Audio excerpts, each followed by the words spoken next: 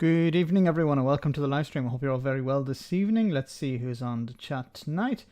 We have Killer, great to have you on. Killer, Raven 1983 Witch, great to see you. Mo Green, great to have you on. We have Enzo the God, great to have you on, Enzo. Audrey, great to see you. Hope you're well tonight. And Dachi Martha, great to see you, Martha. Hope you're well. We have Jean T, great to see you. Zabia, great to have you on. You and me, great. You and me, great to have you on. Jam Lily, great to see you. Oh gosh, great to have you on. Hope you're well. CJ on, great to have you. James, great to see you. Adam Lee, great to see you. Eddie, great to have you on too. We also have Mark, CGM, great to see both of you. Hedgehog Legs, great to have you on. Hope you're well tonight. We also have Derek, great to see you. Norplinger, great to have you on. Magister, great to see you once again. And Sugar Free, great to see you too. Who else have we got? Okay, we're up to 180 viewers. I'll have to go down to the bottom, but just say hello to some people on the way down. Oraman, great to see you. Global Twig, great to have you on. Mike Higgins, great to see you. Katrina, great to have you on. Hope you're well tonight, Katrina Bryce. We also have Jasper, I see. And so many more. Great to have everyone on. Tiny Demolition Lover, great to see you too. Hope you're well.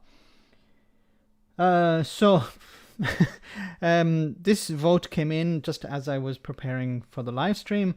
And, well, we'll have a look at that tonight. So I just want to see Night Raven. I see Night Raven. Valerio, thanks so much for that super chat. Great to have you on. Hope you're well tonight. Hi, Max. Why didn't Boris resign yet, in your opinion?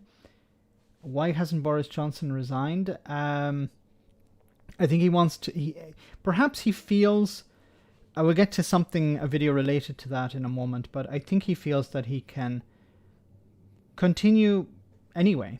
I don't think he understands how he's on very thin ice at the moment, and I think he's close to the end, but he's clinging on for as long as possible. And I think there are certain people probably want him to remain in the position for as long as possible. And probably if he is planning to go anytime soon, you'll probably see a few people sent to the House of Lords before he leaves. So I think why hasn't he resigned? Because he doesn't want to resign, because he wants to hold on for as long as possible. I think what's going to happen is we're going to see more and more pressure applied to him. And what's going to be interesting is the by-election on Thursday, I think it is. Yes, the Thursday by-election in North Shropshire, which it's looking more and more likely that the Liberal Democrats will win it. It's not guaranteed yet. It seems to be a horse race between not the Labour Party and the Conservatives, but between the Liberal Democrats and the Conservatives. And if the Lib Dems can flip that seat, it looks likely that Boris Johnson will be under immense pressure to go. And I probably won't go before Christmas. It'll be probably after Christmas. But it's going to become more and more difficult for him to stay there. But we'll have to see the results of the by-election. Thanks for that super chat, Valerio. Hope you're well.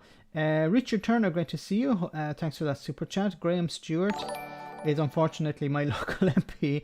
Following your video the other day, I've emailed him to give him a bashing over bitterness on Brexit. So for those of you who don't know, I did a video on Graham Stewart where he was interviewed on, I think it was on Sky News, and it was about grieving families, people who are angry with Boris Johnson having a party while they were social distancing, they were following the rules, they were not meeting with relatives, and Boris Johnson was having a great time, it seems. And this was brought up was presented to Graham Stewart, and Stewart responded by saying, well, these people are just bitter over Brexit. Like, they've lost loved ones. They're not bitter over Brexit. So So I think I said in the video, who the hell votes for this guy? So thanks for chiming in there, Richard. I know you don't, but many people in your constituency seem to do. He has a majority of 20,000. So unfortunately, he's going to be around there for a lot longer. Stuff like this isn't going to really dent his support. Thanks so much for that super chat and for the information, Richard. We have Ahmed. Thanks so much for that super chat. Yay! You're super. Thanks so much for that. I love the little guy flying. So I want to jump into, and I hope I'm not going to piss people off with this live stream, because I'm going to get to someone in a moment who is a bit controversial. So as you know, or if you're not familiar, there was a vote today, a debate today, and then there was finally a vote a couple of hours ago, I think, or maybe it's just about less than an hour ago, on COVID certification for both NHS staff and people's access to, for example, nightclubs and other venues. So it says here in The Guardian, how did your MP vote on the COVID restrictions? I do recommend checking this out, but you can see here clearly the vast majority of the Conservatives voted for it. A significant amount of Tories voted against it. You can see here the vast majority of Labour MPs voted with the government. A small number voted against. The Liberal Democrats voted against the government. And Plaid voted against the government, it seems, and the Green Party as well, along with the DUP, for example. So you can see here the Democratic Unionist Party, they voted against the government. Now, they voted against the government because, well, they are a particular party, an unusual party, the DUP. And we have here a list of the MPs. For example, we have Diane Abbott, who voted against the government, against this bill. That's not a huge surprise because, well, her colleague, Jeremy Corbyn, wrote this on Twitter. Tonight I will oppose the compulsory vaccines for NHS staff and the introduction of vaccine passports. Both measures are counterproductive and will create division when we need cooperation and unity.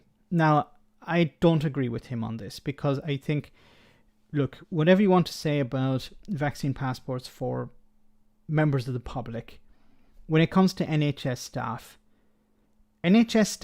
are generally vaccinated for many other conditions, many other diseases, against other diseases, I should say, not for them, against them. Why is it wrong? Like, if you want to be an NHS nurse or doctor, there's a whole list of vaccines you need to take before you can meet with the public. Why should we allow people off for this new one? It doesn't make any sense to me. So I disagree with Corbyn here, because I think I disagree also when it comes to the vaccine passports. Look, we have them here in Italy. When you get your first jab, your second jab, I'm waiting for the third one. You get a code from the Department of Health. You download the app, or you can use your own app. You can print out the piece of paper, scan it or whatever, keep it on your phone. And when you arrive at a bar or restaurant or venue like this, they just scan it. It beeps and it confirms whether the certificate is valid or not, and that's it. And then you sit down and you have your meal or have your coffee or whatever it is. I don't see the problem with this. And when it comes to I don't think this was actually vaccine passports that were to be introduced in Britain. It was actually just a negative test passport, something like that. And it's not for all venues, it's generally for nightclubs and some other venues. So, we can agree. I'm not banging on anti-Corbyn. I'm not anti-Corbyn here. I disagree with him on this, particularly for NHS staff. I think NHS staff, because I'm not picking Corbyn out, I'm just Corbyn is a senior figure within the Labour Party. He was the former leader, so I think he carries a lot of sway. When he says something, a lot of people listen. This is bad advice, I think, because, as I said, NHS staff generally are vaccinated against other conditions. What's the problem with having them vaccinated against COVID as well?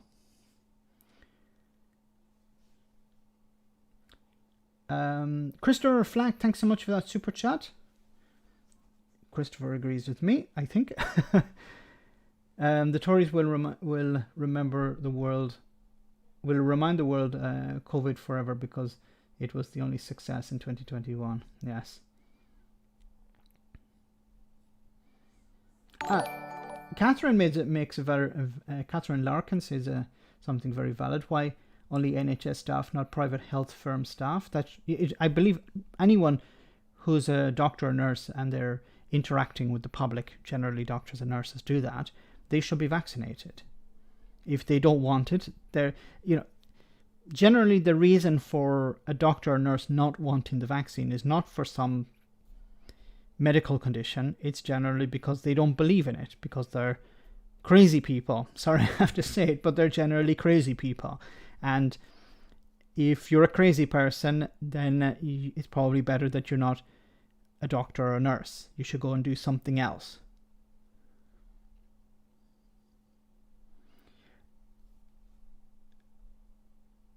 I don't have the list of Ruth asked what other condition. I'm sure there's somebody on the chat who will. Will, thanks so much for that super chat. I'm sure somebody on the chat will give the list. I don't have the list in front of me, but I know there are a list of vaccines. When you become an NHS nurse, there's a list of vaccines you have to take before you can interact with the public. Fact Not Fiction, thanks so much for that.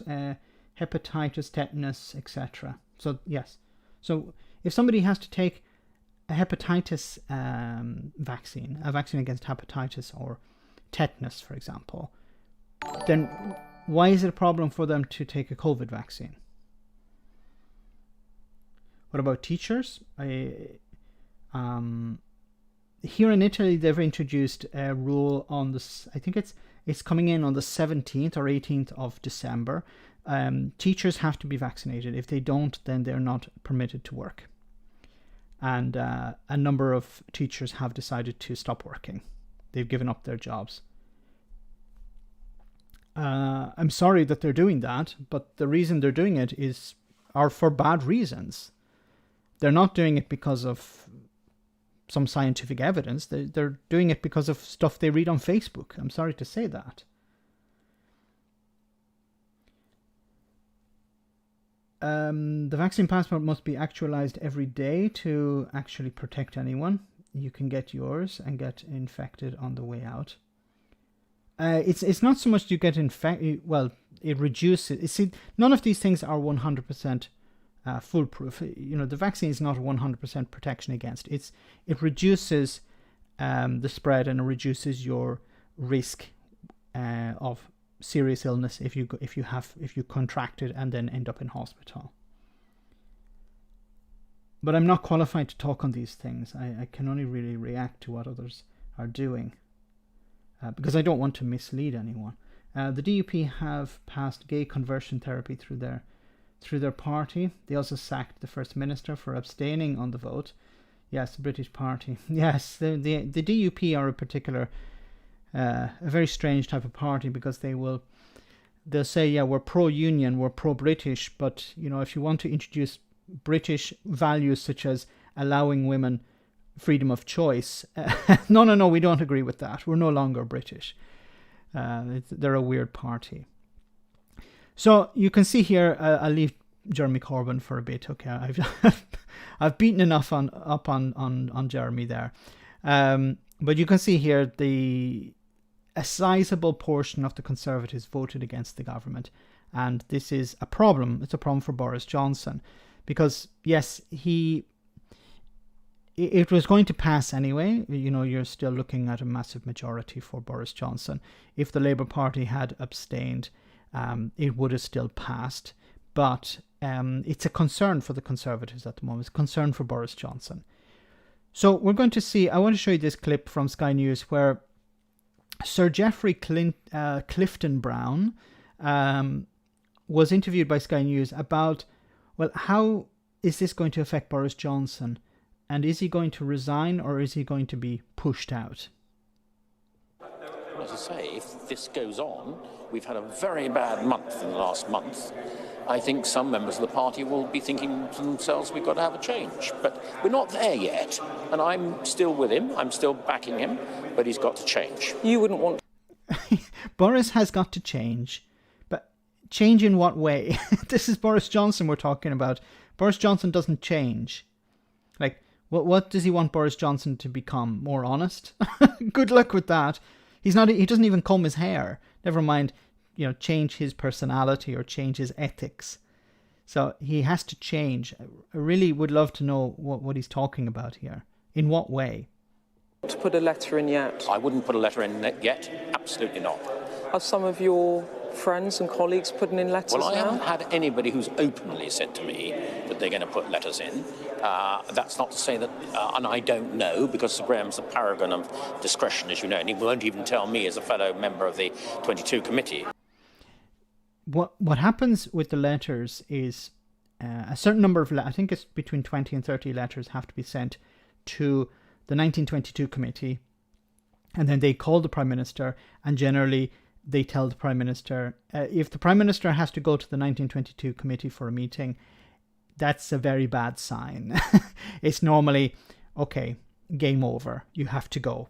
So they wait, maybe it's 40, I don't remember exactly how many letters they have to receive, but it happened with Theresa May. A number of letters were sent. But what happens is somebody has to break ranks. Somebody has to be the first, or the first group of people to send the letters. Once that starts, once the MPs feel comfortable sending the letters, because at the moment nobody wants to be the one that brings down Boris Johnson, because if he somehow stays on or stays on longer, that MP is in trouble. Because their constituency could pay the price for going against the government, going against Boris Johnson, I should say. So Boris Johnson still is in power. Okay, he still has his hand on the levers. So you have to be careful about who sends letters, how many people are sending letters, and it has to be a sizable portion of the a significant number of people have to send letters to the 1922 committee, and then they will be the ones who will decide whether Boris Johnson remains in his position or not. It's what I also find funny about all of this is the Brexiteers and the Tories, the Tory Brexiteers in particular, were banging on about democracy. We need to leave the European Union in order to get back our democracy. And you have this 1922 committee who decide who the Prime Minister is. The people don't decide who the Prime Minister is. The people decide the party. Yes, I know back in 2019 people voted for the Conservatives to get Boris Johnson as Prime Minister. But the 1922 committee has more power over who becomes Prime Minister than the voters do.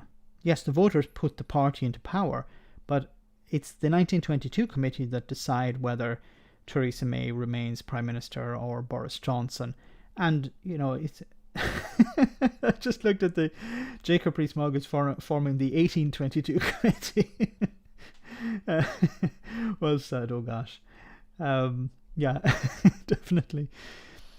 But it's weird how this, democracy, rights of the, the right of the people, it's the 1922 committee that decide. I don't know whether any letters have gone in yet or not. But I think what you're saying to me, just so I understand it, you're saying that technically, yeah, the Queen is the one who... the Queen... See, the Prime Minister actually operates as the Queen's chief advisor, in a sense. So the Queen can dismiss the Prime Minister. But she almost never does that. I'm trying to think of a time. She never actually forces the Prime Minister out. If things get really bad, she can suggest to the Prime Minister it's probably a good idea for you to go. But recently, it's the 1922 committee that have decided.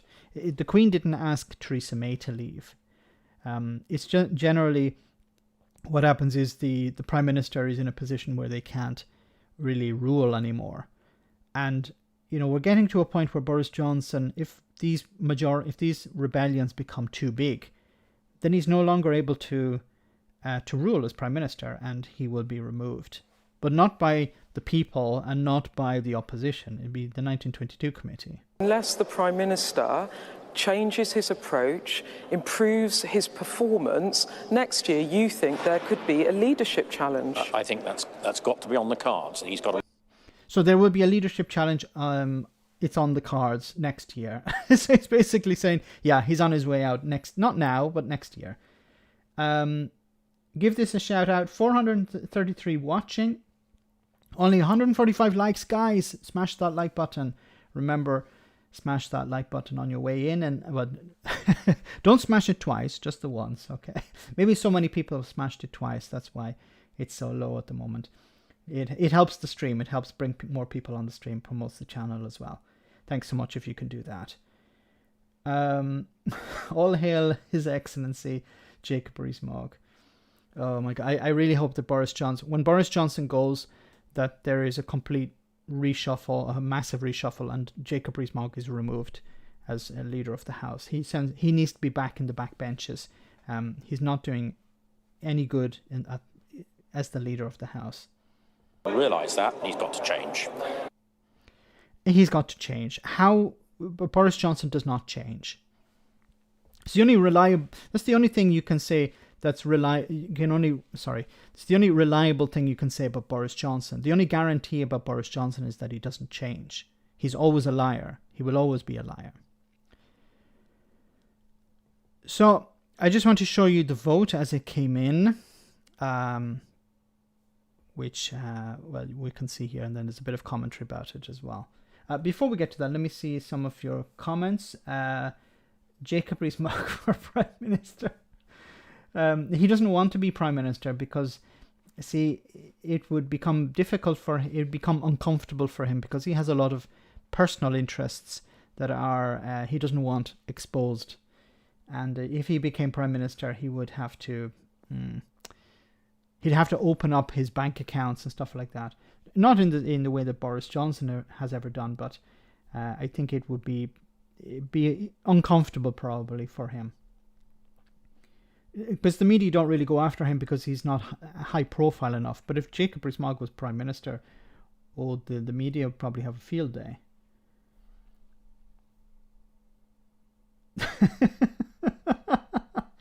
Right, Jacob Rees-Mogg needs to be cleaning the water closet at the local Vindaloo. That would be a fitting punishment. Why are you so concerned Johnson is going? He's going nowhere. He will walk this walk like he walked the others. I don't think so because see, I've said before, when something is if something is impacting the ordinary person on the street, if it's impacting them, they will sit up and listen. If it's not, they don't really give a crap. So if you look at a lot of the scandals and problems up to this stage, apart from the pandemic, let's park the pandemic for a moment, but the corruption scandals and the Wallpaper Gate and Flatgate and all of this, the public don't really care about that because it doesn't impact their lives. It doesn't really impact them at all. So while we, us political junkies are angry when we see this type of corruption, we call it out and we try to understand why are people voting for these people that are corrupt. The general public don't really care because it doesn't impact them. But when Johnson and the Tories were seen partying, when members of the public were maintaining social distancing rules, they were following the guidance, they were wearing their masks, they were doing everything that they were being told, and they were also suffering the consequences that came along with the pandemic, then they were very angry. Many people were very angry. People who used to vote Conservative consistently were angry with Johnson and the Tories. And you can see now, more and more MPs are wearing masks, not because they actually believe in it or care.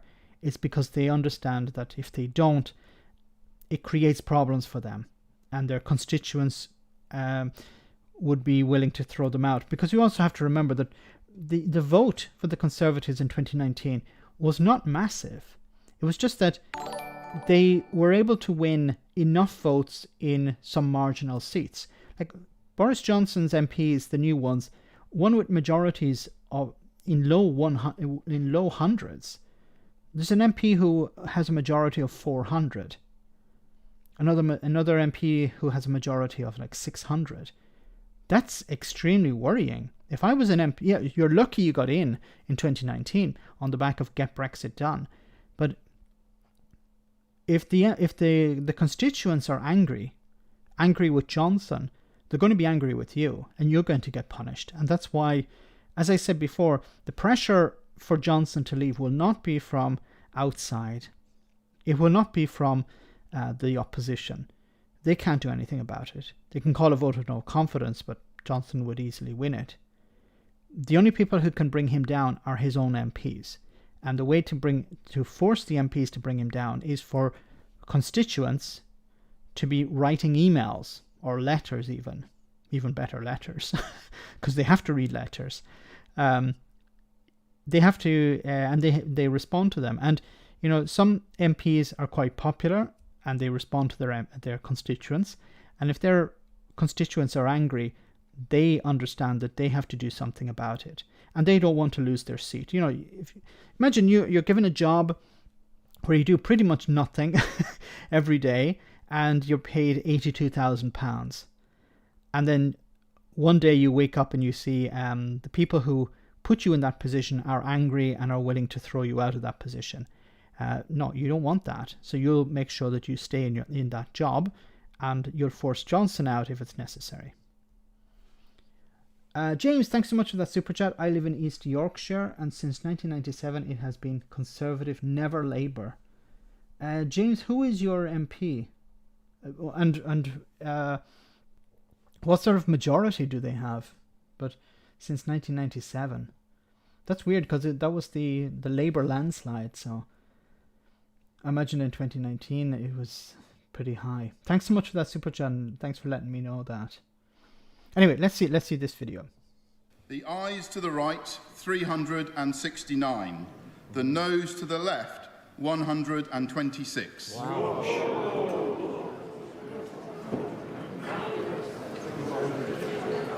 Thank you. The ayes to the right, 369. The noes to the left, 126. So the ayes have it, unlock.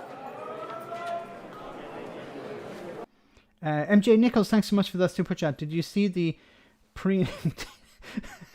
tit cake?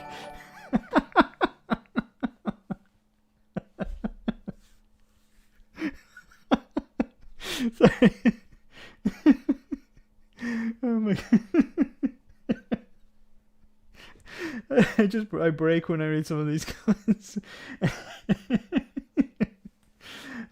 Breathe. Desmond Swayne's crazy speech. England needs serious therapy. I will actually inflict it upon you later on, if you're willing to hear it. Tit cake. Oh my god. Minister to move the motion relating to the Draft Health and Social Care Act 2008 Regulated Activities Amendment Coronavirus No. 2 Regulations 2021 formally. I beg to move. The question is as on the order paper. As many as are of that opinion say aye. Aye. The contrary no. Division, clear the lobby. OK, just heard there, moving on to the next vote, which we'll concentrate on in a few minutes' time. But let's digest what has just happened. The House of Commons has agreed by a large majority, as you can see, a majority of 243, to introduce COVID status certification for venues and large events. But, there you can see the noes. 126 MPs voted against that motion. Now, if they are mainly Conservatives, we want to know how many of them are Conservatives. Well, MJ, you succeeded. James, thanks so much for that super chat. Our MP is Sir Gregory Knight since 1997. Hopefully he can be replaced at the next election. I hope his majority. Let me see if I can bring it up for James. Let me see.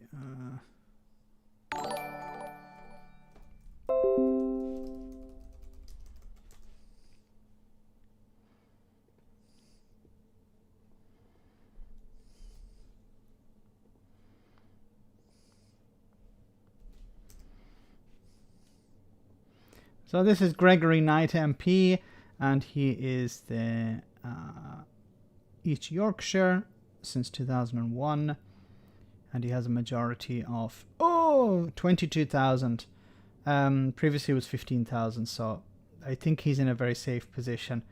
I'm sorry, I'm sorry about that, James. Not good. So I think it's difficult to overturn that majority, unless he is involved in some sort of scandal and has to stand down, and then he's replaced with somebody else. There's a chance if there's a by-election, or at the next election if he's forced out for some reason. But it's not looking good. Even if the Labour Party and the Lib Dems and the Greens work together, 22,000 is quite difficult to overturn. And it's not like it was an increase over 15, but 15 is still quite a significant majority. So, best of luck. That's all I can say. We're living under tyranny now. Call me Sir Jasper. Sir Jasper. Tit cake. Where the hell did that come from? That's a new one for me. I'm going to start calling Jacob Rees-Mogg a tit cake. a preening tit cake. Okay. So, we have. Let me see. So this is the journalist who released the image of Boris Johnson attending a party. So it seems they have another image. Let's see. This has just popped up, so I don't know what's contained within it. Hopefully it's nothing too horrific. No! Wait, now it's loading, I think.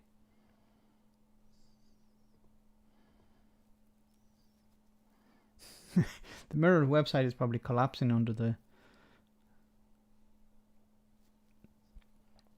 Okay, is this a problem with the Mirror's website? Or it's my connection, I don't know which it is. No, my connection seems fine. Wow, that's weird. Oh, here we go. There we go. Hold on, go accept. So here we have a Christmas party, Tory Christmas party. I didn't know about this, so I'm just showing it to you now so we can enjoy it. Sean Bailey, White Shirt Centre, and billionaire Tory donor Nick Candy, grey jacket, there he is, with a glass in his hand, are seen at the party at headquarters.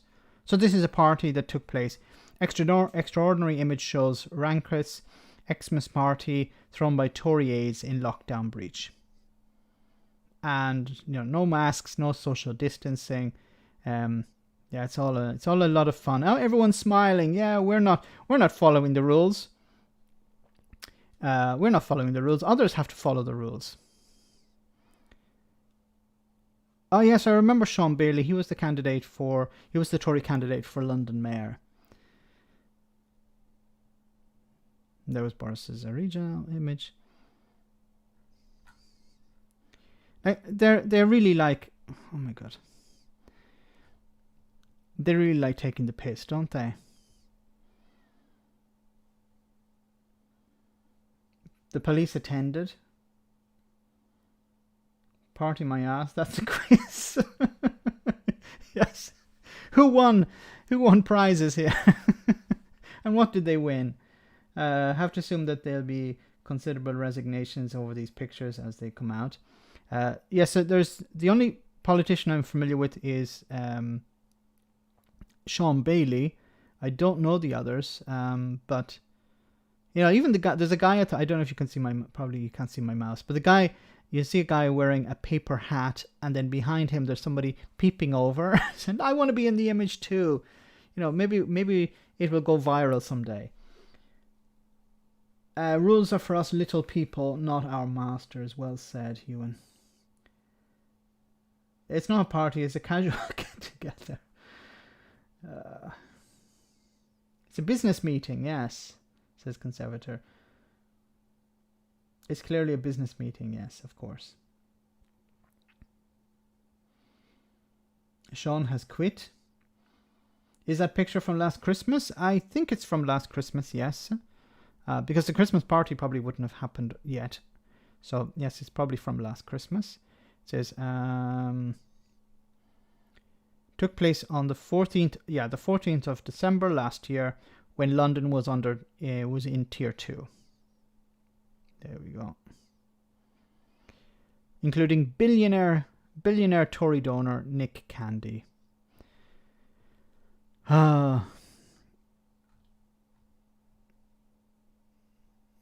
Anyway, it's disgusting behavior, but where's the cheese? It's hidden behind this plate here. Is this recorded? Probably Bodger behind the camera, probably. Tory party. Same party, different Christmas. There's no problem because the fraternal spirit of the Conservatives, yes. That photo is good news for North Shropshire. I hope it is. Now, we don't see any MPs in the picture, I don't think. It's just staff along with this Tory donor. But obviously, you know, them celebrating while other people are self-isolating, while other people are socially distancing, while other people are staying at home. You know, as Keir Starmer said, people were having Christmas dinners for one Zoom calls because they had to isolate, or they weren't allowed to meet.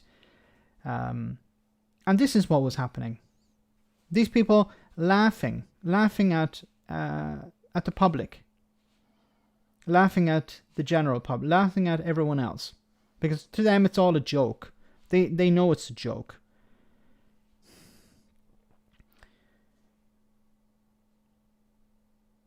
Receipts? Yes, it is. Yeah, there's Sean Bailey in the centre, the former candidate for the Mayor of London. I hope that's the end of his career. It's the only Tory I can see here, the only one that we know of. The rest seem to be staff. Anyway,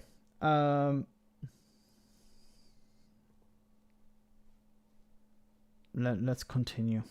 Well, it's good that that was released. So, sticking with that, I want to show you, where is it?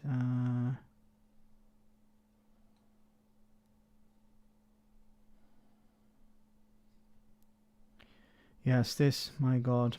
Somebody asked about it before, and I present you Sir Desmond Swayne.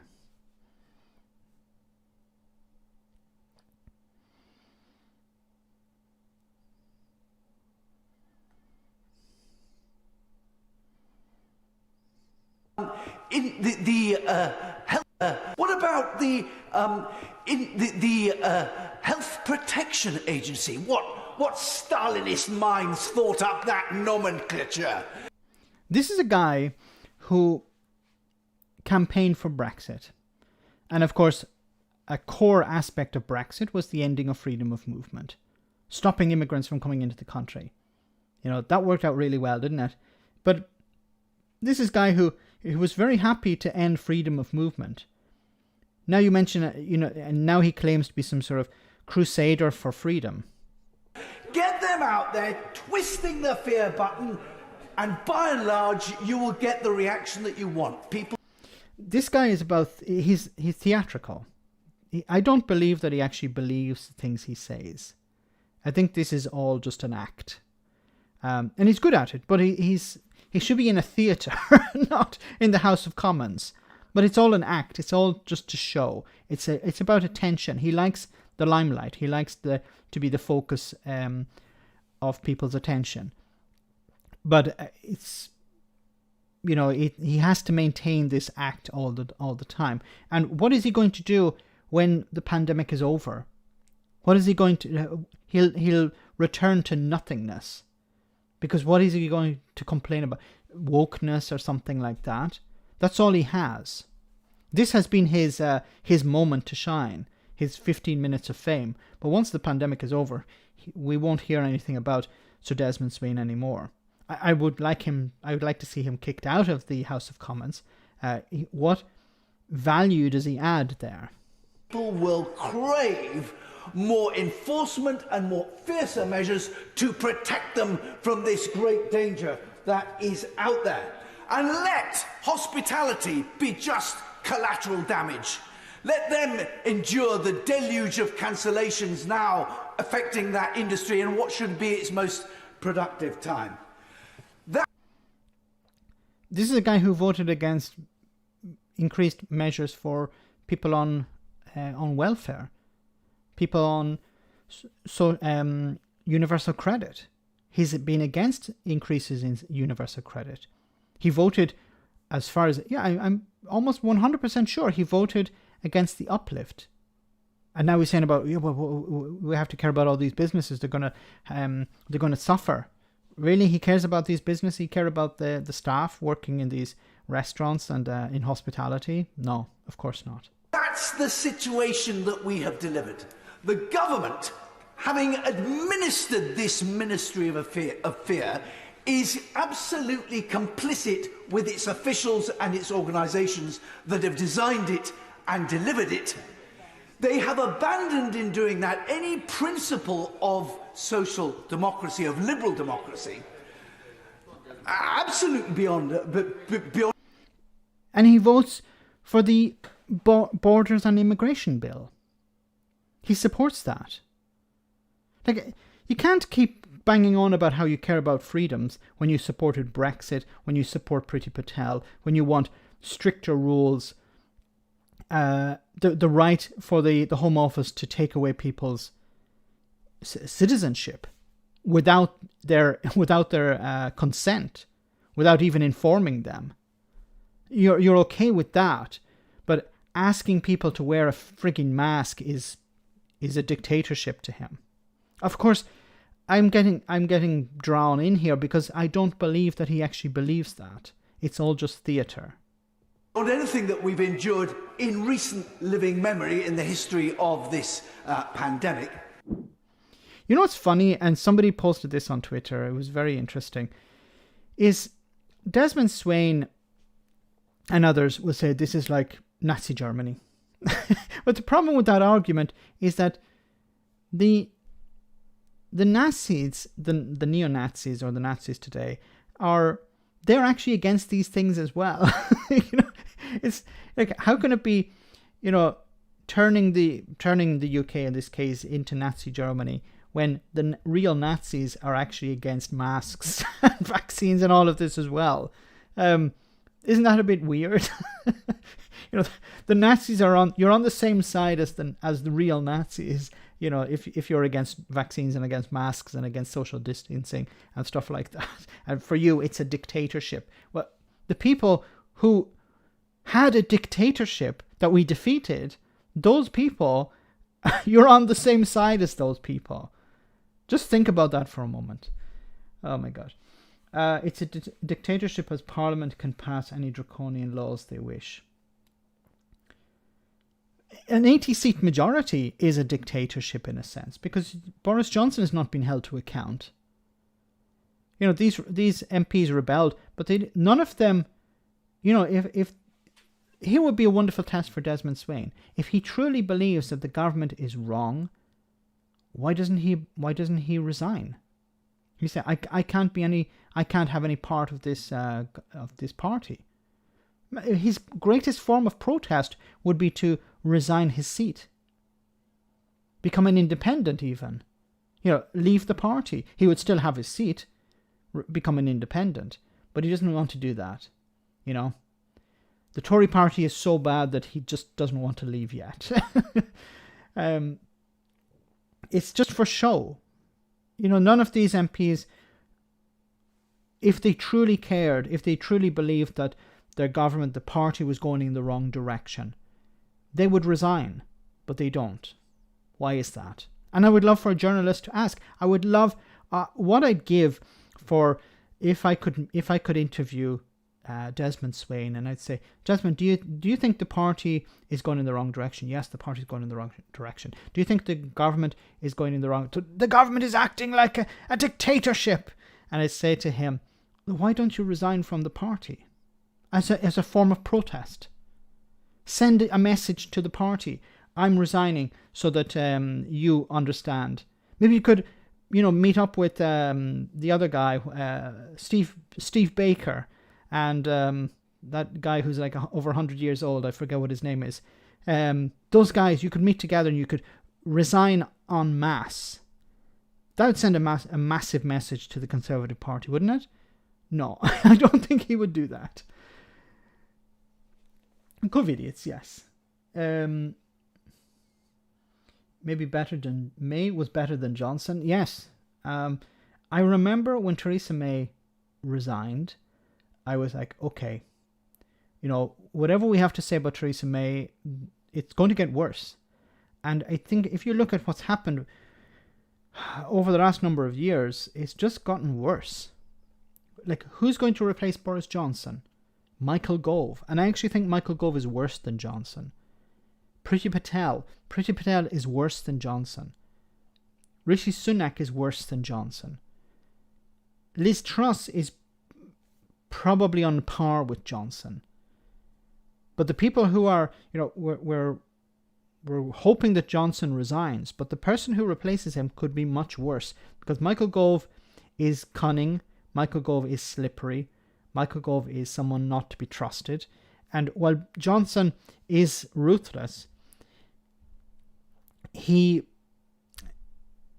able to convince the public that he's a buffoon and he shouldn't be taken too seriously. And in a sense, Boris Johnson is not an ideologue. Boris Johnson is just there for himself. Boris Johnson is not somebody who would push through measures that are, this is the thing that I don't understand about these people who say that Boris Johnson and the government want to impose a dictatorship through mask wearing and stuff like that. Because Boris Johnson doesn't wear a mask half the time. Like, how can you use masks equal a dictatorship if the Prime Minister is seen more times than not without one? It doesn't make any sense if that's your direction to a dictatorship. Boris Johnson doesn't follow the rules. Boris Johnson doesn't wear a mask half the time. So the idea that that's the pathway to a dictatorship is no. But there are people in the party who would like to strip away rights. Priti Patel being one, Michael Gove being another, Rishi Sunak turning the state into a mechanism to funnel money to donors, and the privatization I see of the NHS and other institutions.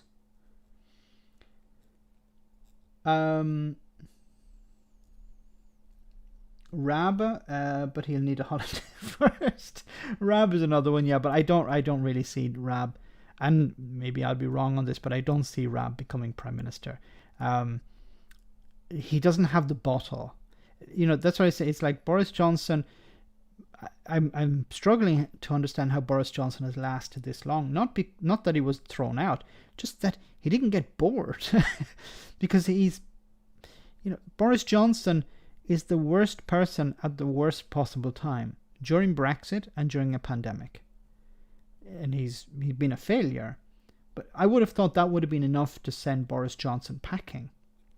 But somebody said he likes being Prime Minister without being Prime Minister, or doing the job of Prime Minister. So yeah, he likes being Prime Minister, just the only part he doesn't like is being Prime Minister, or I forgot the term or the phrase, but it was, he likes the idea of being Prime Minister without actually doing the work. He's lazy. That's what he is. And I said this before, if the vote had gone the other way, Boris Johnson would have been presenting himself as a Remainer Prime Minister. He would have presented himself as, yes, the statesman, European statesman. The Queen should clean the houses at least once in her life. Yes. Send in the army. That's what she has. That's what she has it there for. If Jeremy Hunt goes for the leadership, it'll be worth it for the journalist mispronouncing his name. Jeremy Hunt is a big something. Johnson is growing on me. Oh my God. He likes everything about being Prime Minister, except being Prime Minister. Well said. Oh gosh, I couldn't remember what it was. So guys, we're about halfway through the stream, so I'll take a little break, comedy moment, and then we'll get back to the serious stuff in just a jiffy.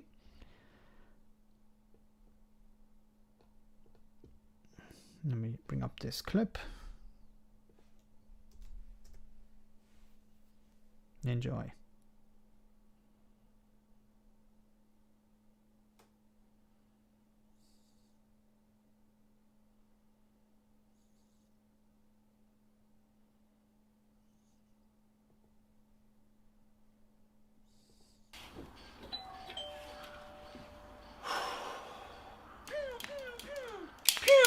Your move, you! You won't get out of this one! How come he's still here? I thought you two split up years ago. He's still not happy with the terms of the breakup, so...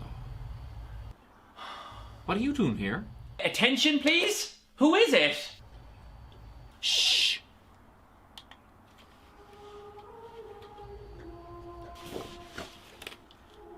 It's your one Carol Singers from next door. Well, give her a quid and tell her to piss off.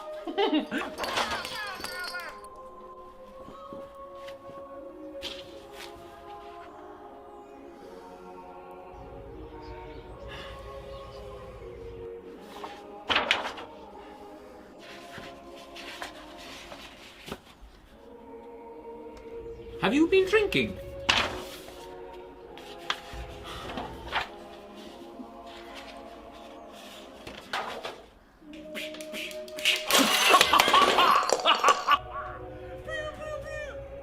Oh, I've been drinking all morning, boy.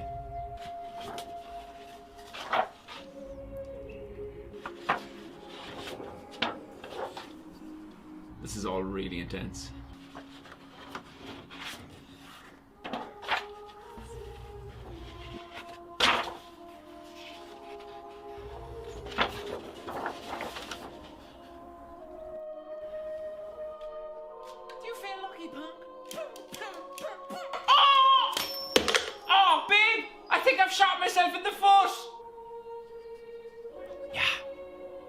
Come here, I better... Oh.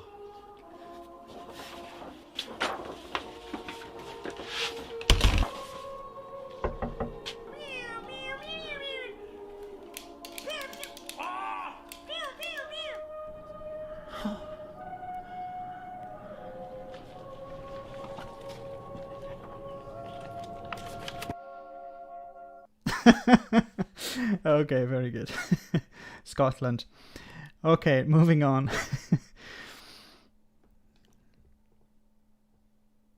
Oh, let me show you this this clip.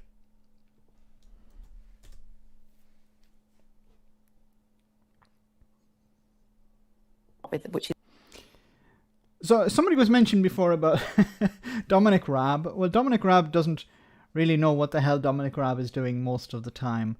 So I just want to show you this clip where Dominic Raab was asked about lateral flow tests and the number of, not lateral flow tests, the number of people in hospital with the new variant.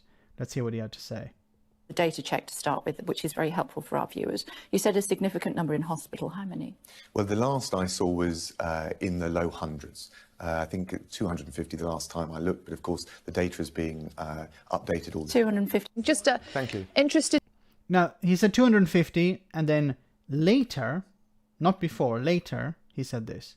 To know what the latest information you have today as of 7:40 this morning about the number of people in hospital with this new variant, with Omicron.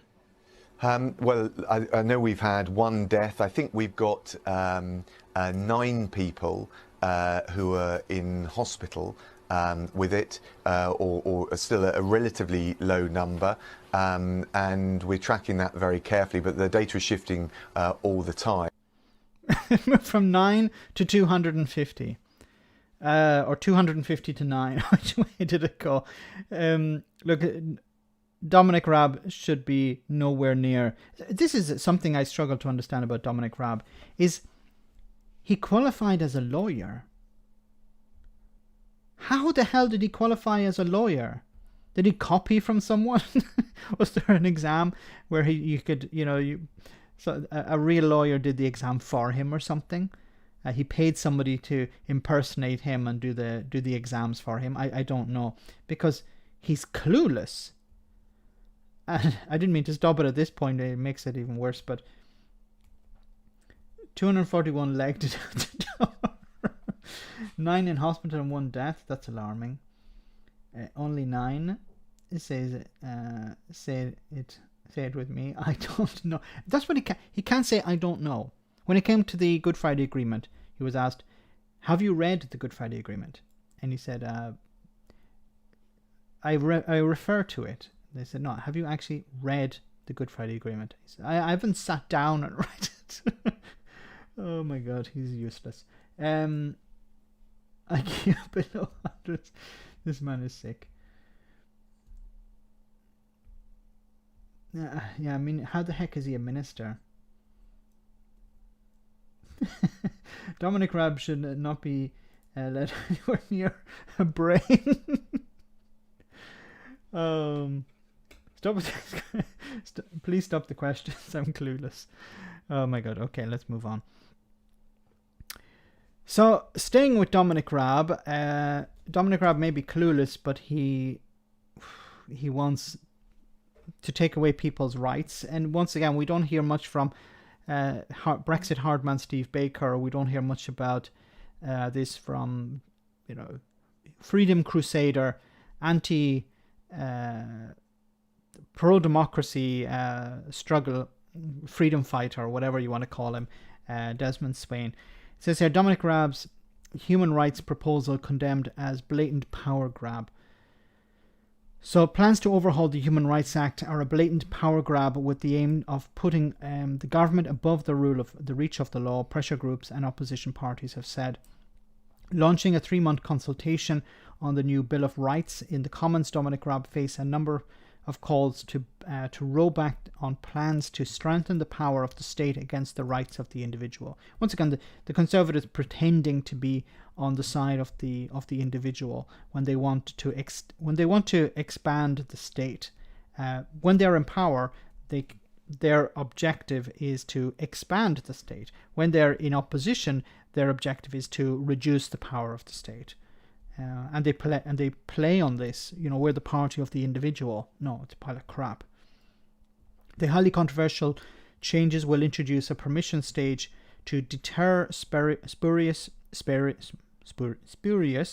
human rights claims and alter the balance between freedom of expression and privacy. Martha Spurrier, the director of the human rights group Liberty, said, "This plan to reform the Human Rights Act is a blatant, unashamed power grab from the government that wants to put themselves above the law. They are quite literally rewriting the rules in their favor so they become untouchable. They're trying to turn the UK into a basically banana republic." Great Uncle Horsa, thanks so much for that super chat. Wow, thank you so.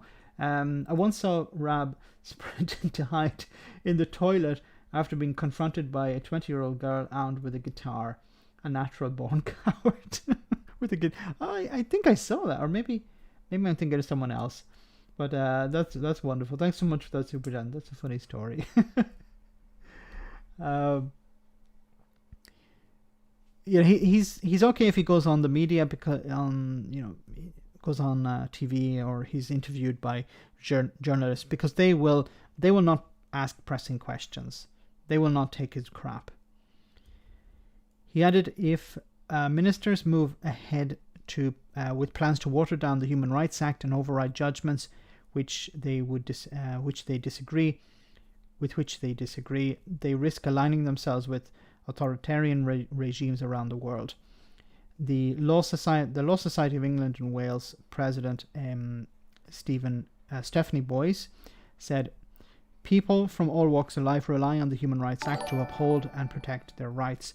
Any reform of this subtle and carefully crafted legal instrument should be led by evidence, not by political rhetoric. And that's what they want to do. Raab was in Parliament today yesterday he was defending these changes, saying, it's necessary for us to implement these changes because we need to stop criminals in the UK. We need to be able to deport them, which the UK can do already. He also said that they're not going to touch the European Convention on Human Rights because of its of how it would impact the Good Friday Agreement. So Raab told MPs Britain would remain a party of the European Convention on Human Rights before outlining how it would change, reform and revise the domestic interpretation and application of the Convention by the UK courts. Following the reforms to the Convention system reflected in the 2012 Brighton Declaration, we will assert the margin of appreciation and appropriate in the UK dialogue with the UK dialogue with the Strasbourg court, he said. Raab said that the UK government wanted to prevent the misuse and distortion of the convention, noting some of this has arisen because of the Strasbourg case law and some of the UK and some from the UK case law. Let me be very clear at the outset. My critique is levelled at the Human Rights Act, the way it operates. It's not levelled at the UK judiciary, who have quite properly sought to implement legislation passed in this House.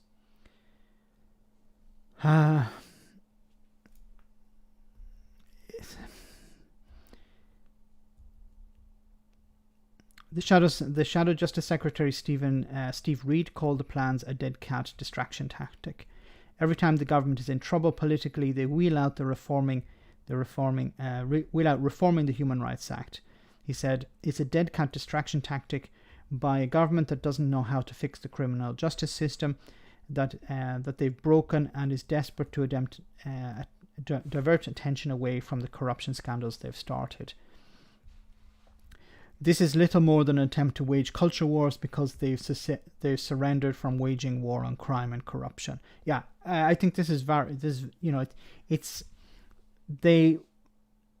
it's a bit like Brexit in a sense, where we need to appear tough in order to keep Brexiteers happy. People who voted for Brexit and still think Brexit is a good idea.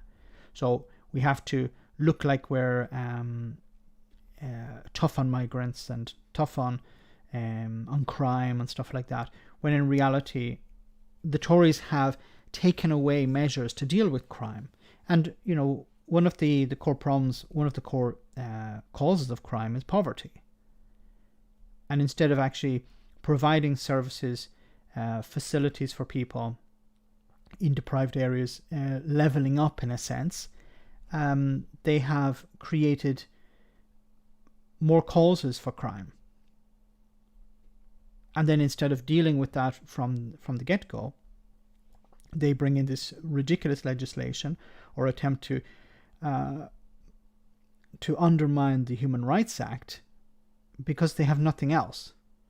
We're fighting wokeness. We're fighting this culture war. We're fighting threats to freedom of expression because they know it plays well with the public. It plays well with a certain section of the public. The people who are angry over,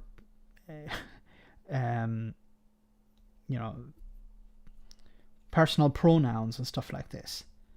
People who are foaming at the mouth over the idea of, treating other people with respect. What I call common decency, people like to call wokeness. It used to be called common decency. Now it's changed its name. But for some people, as soon as you mention the word woke, they don't know what woke actually means, but you just say it and they start foaming at the mouth. And the Tories know that these people, if they're pushed enough, they will come out and vote for whoever they think is defending them from wokeness. And you can see there's a growing amount of this sort of crap. The idea that, we need to fight back. There's cancel culture and stuff like that. This seems to be all imported from the United States. This was never really an issue until a couple of years ago. It seems to be something, and it's not something you really see in other parts of the world. You see it mainly in the United States and in Britain, and maybe to a certain extent in Australia. But I don't see this as a huge problem in other parts of. And look, I don't live in other parts of Europe. I live here in Italy, but it's not really a problem here in Italy. I've never heard of it as a problem. Certainly not a problem that needs to be stamped out, and the government needs to upend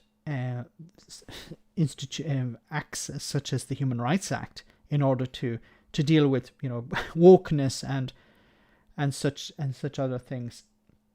It just doesn't make any sense to me. Let me read some of your comments. I'd rather have Cromwell than Bojo. On the cost of what real freedom and protections are not something trivial like the vaccine mandate or wearing a mask to protect against a deadly virus. Yeah, these people are, we're so concerned about freedom that they would not actually like to implement things that protect our freedoms in the long term. The faster we deal with this pandemic, the quicker we can return to some sort of normality. We're not going to return to what it was before, but the people who keep complaining that we're not returning to normality are the people who are stopping us from returning to a normality. The people who keep saying, we want to get back to normality, these are the people who won't wear a mask, who won't social distance, who won't wash their hands, who won't follow rules that help us eventually get back to that. And then when things fail, they say, see, it's not working, so let's go back to normal.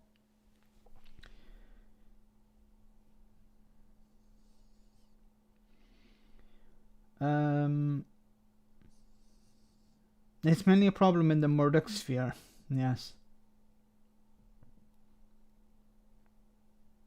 Define normal. Good point. Some sort of normality, I've been speaking to people here and they say, look, I work from home. My office is starting to change things somewhat so we can return to the office, but we're not going to return to an office that's packed with people. We're not going back to that. Companies have adapted. Companies will, especially larger companies, they will facilitate people coming back to the office but maintaining some sort of social distancing or not overcrowded offices. I don't think we're going to go back to the day of overcrowded offices. I hope not. It was not a good work environment. Max, what the F is normality? Good point. I made a device to keep the mask on. Not sure about that. Anyway, it seems that there's an idea we need to fight war on wokeness by undermining the Human Rights Act. But the part of the Human Rights Act is within the human. At least it depends on the Good Friday Agreement. Depends on the Human Rights Act. So taking away the Human Rights Act undermines the Good Friday Agreement, and I don't see the Conservatives doing that. I think it's just another attempt to pull out something to look tough. Yeah, we're going to replace the Human Rights Act because these pesky lawyers are using it to keep people in the country that we want to deport. But I don't see them actually going through with that. Okay, so remember somebody got a lot of money, a huge amount of money, £34 billion. So